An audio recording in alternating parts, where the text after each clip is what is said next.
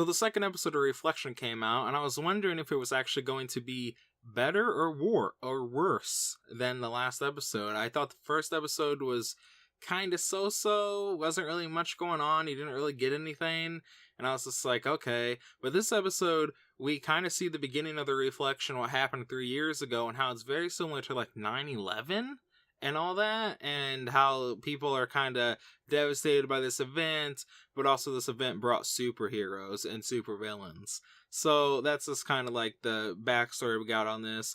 We also get the full story of what actually happened in the first episode. Kinda. We don't really get like all the answers, but it's just like the villains are there because they want people to recognize them, but also like they have a, an actual like plan going on, but we don't know that plan yet. It's with the Fire Girl, and also Stan Lee is kind of working with them as well as his like wizard character or something like that. I have no idea.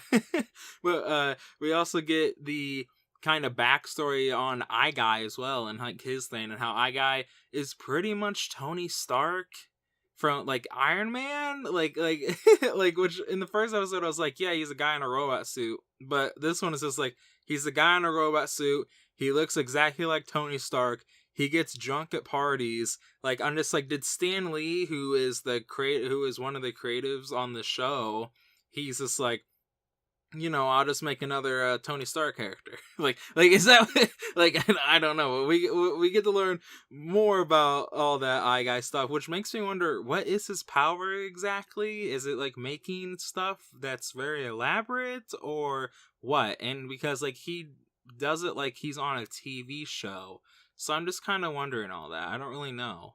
We do get more on Eleanor, who was the photographer in the first episode, and how she has these powers, but she doesn't know really what she wants to do with these powers exactly. Like, she wants to basically find her place in life for the most part, and she wants Exxon to kind of mentor her in a way. And Exxon's just like, I ain't gonna have none of that, but you know what you can do for me? You can find this guy called Wraith, and like what he's all about, which Wraith, I'm pretty sure, is probably the main villain who's kind of running all the villain kind of organizations and stuff.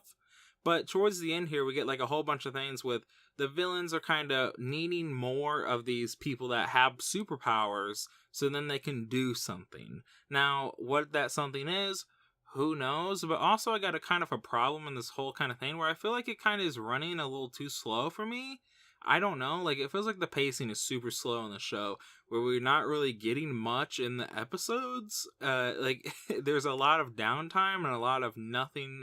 Not really nothing happening, but a lot of scenes that last way too long, or they like, I don't know.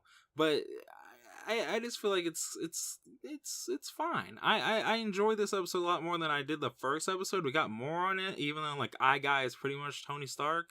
But yeah, we have to see where the third episode goes, because if we don't get like any information about like the villains and pretty much like what this whole master plan is, or like anything of what's truly happening in like the whole sense of things, instead of like kind of not really redoing the first episode, but really kind of getting more context in the first episode, you're just like, oh, okay, but like we want more than that.